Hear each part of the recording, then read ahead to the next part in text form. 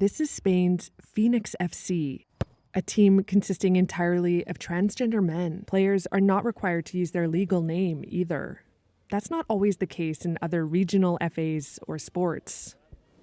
Phoenix lost its first game of the season, 19-0. You know, I am convinced at this point, all of this, it's just one bad dream.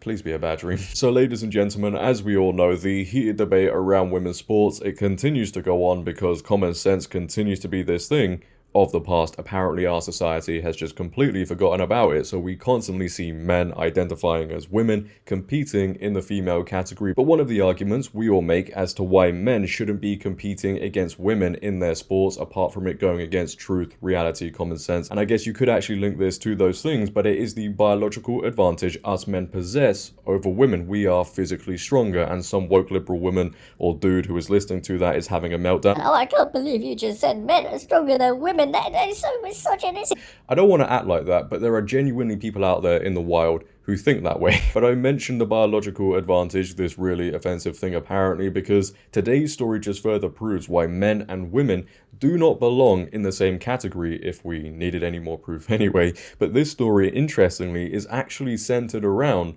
men's sports, because a football, soccer team, whatever you want to call it, over in Spain just made its debut in the regional men's league. But the catch is with this team, and get this, you won't believe it, it is the first ever team of trans men. So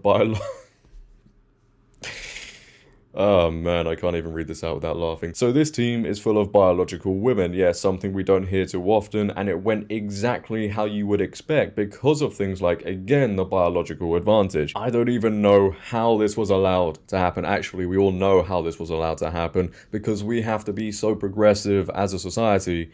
And this is the result. Women identifying as men must now be allowed to compete in the men's category. I don't know what's in the paella over in Spain, but clearly it's making a lot of people extremely woke. But before we get into this insane story, ladies and gentlemen, you know the rules by now. Make sure to leave a like rating as it really helps out the video, helps it get pushed out further in the algorithm. If you're new, hit that subscribe button, turn on bell notifications so you never miss a video. Comment on this video, share this video around, and let's get into it.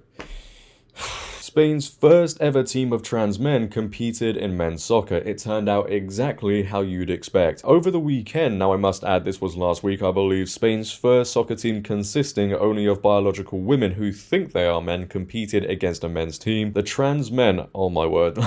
The trans men lost the match 19-0. You know, for football fans watching right now, or soccer fans watching right now, me included, we all know how insane this is. 19 goals were conceded.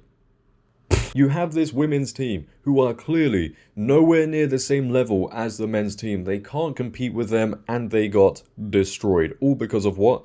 Inclusivity. You know what? It reminds me of this story involving the US women's national team, where we saw Carly Lloyd confirm that the USA women's team lost 5-2 to an under-15 boys team 2 years before winning the World Cup, but Megan Rapinoe was still smiling after the defeat. Now, this defeat, yes, was nowhere near as bad, but these were under-15s, and if the under-15s can beat the USA women's national team, how do people think it's fair for full-grown men to go against women? It's absolutely ridiculous. And this is why I say this must be a bad dream, because I just can't believe this is going on. But according to Reuters anyway, for its fans and players, trans men having the right to play their favourite sport on equal terms is far more important than the score. No, it's not. Reportedly, the team adopted the name Phoenix FC because it is named after a mythical bird that symbolises birth. Last year, Spain passed legislation making it easier for people who believe they are transgender to change their legal identity. Oh my God!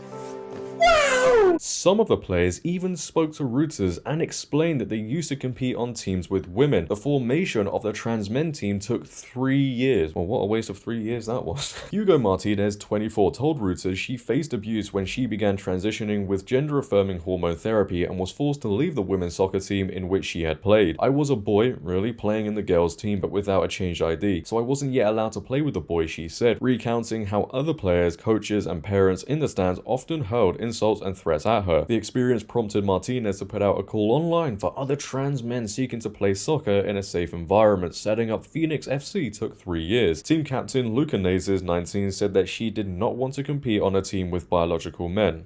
What? Phoenix is a team of trans boys created entirely by trans boys, but I think it's more than that. A family, a safe space where you can be free and express yourself however you want and how you really feel, Anazis said. You see, ladies and gentlemen, I know I say this often, but I am officially losing my brain cells with this. We have a 19-year-old woman who wants to identify as a man and then compete in the men's category, but doesn't want to compete on a team full of men.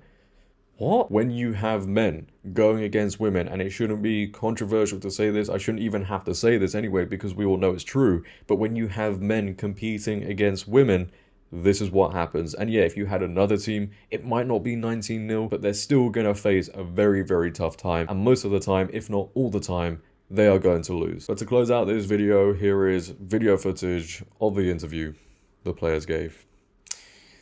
Take a watch. This is Spain's Phoenix FC, a team consisting entirely of transgender men. Named after the mythical bird symbolizing rebirth, it's the first all-trans squad with federated status in Europe. Players say the journey here hasn't been easy. 24-year-old Hugo Martinez founded the team. He says he faced abuse when he began transitioning and was forced to leave the women's team he played on. I was a boy playing in the girls' team, but without a changed ID.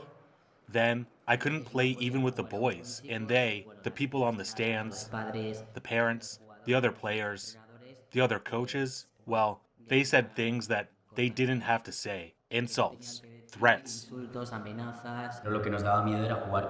We were afraid of playing with cis men. We thought we would not fit, or that it would be too violent. Many things passed through our minds. We did not know what to do to continue playing soccer. For its part, the Catalan FA said its men's leagues have been mixed for the past 2 seasons. That means players of any gender can play, regardless of their official identity. Players are not required to use their legal name either. That's not always the case in other regional FAs or sports. Phoenix lost its first game of the season, 19-0. But Captain Ibanez says the team's significance extends beyond the scoreboard. Phoenix is a team of trans boys created entirely by trans boys. But I think it's more than that. A family, a safe space. A space where you can be free and express yourself however you want and how you really feel. It's quite embarrassing. It really is. It's so strange. It's so weird.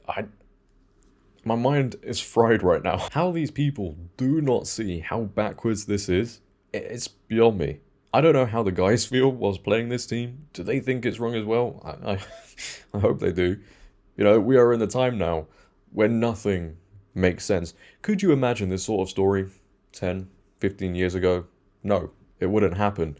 And in 2024, it shouldn't be happening. And you have to think about, because these are women, by the way, as much as they want to claim that they are men, they are still women. What about the women's safety when it comes to this?